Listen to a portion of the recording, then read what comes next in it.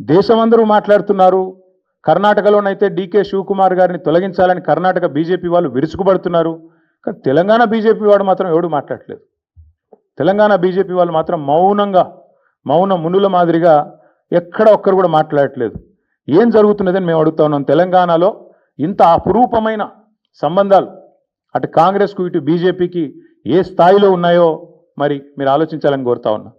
Telangana BJP ఎంపీలు చేస్తున్న భూ అక్రమాలకు, భూ దందాలకు ముఖ్యమంత్రి గారు వత్తాసు పలుకుతున్నందుకు మీ మౌనమా?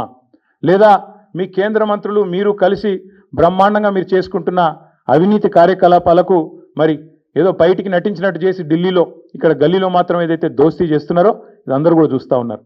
తెలంగాణ ప్రజలకు కూడా ఒకటి అపీల్ చేస్తూ ఉన్నాం. ఇక్కడ ఎవరితో కుమ్మక్కు అవుతున్నారో దయచేసి అర్థం చేసుకోండి.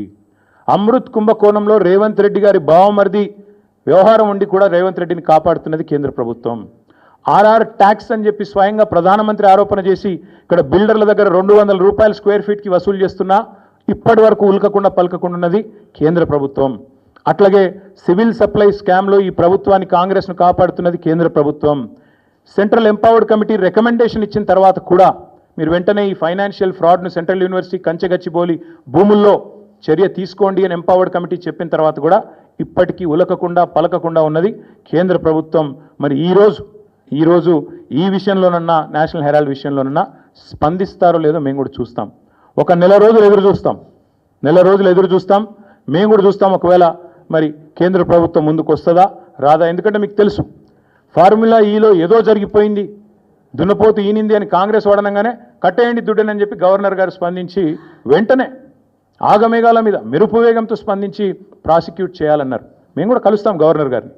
ప్రాసిక్యూట్ చేయండి ముఖ్యమంత్రి గారిని అడుగుతాం. తప్పకుండా ముఖ్యమంత్రి గారు ప్రాసిక్యూట్ కావాల్సిందే. ఆయన ప్రజాక్షేత్రంలో దోషిగా నిలబడవలసిందే. చేసిన తప్పులకు తప్పకుండా శిక్ష అనుభవించాల్సిందే. అట్లాగే ఇంకొక మాట కూడా చెప్తా ఉన్నాం. ఒకవేళ కేంద్ర ప్రభుత్వం కూడా స్పందించక బీజేపీ కూడా ఒక రక్షణ కవచం మాదిరిగా ఏదైతే ఇన్ని రోజులు రేవంత్ రెడ్డి గారిని కాపాడుతూ వస్తున్నదో మరి తప్పకుండా ఒకవేళ వారు స్పందించకపోతే నెల రోజుల తర్వాత పార్టీలో మేము కూడా కూర్చుని కార్యాచరణ ఏం చేయాలో తీసుకుంటాం.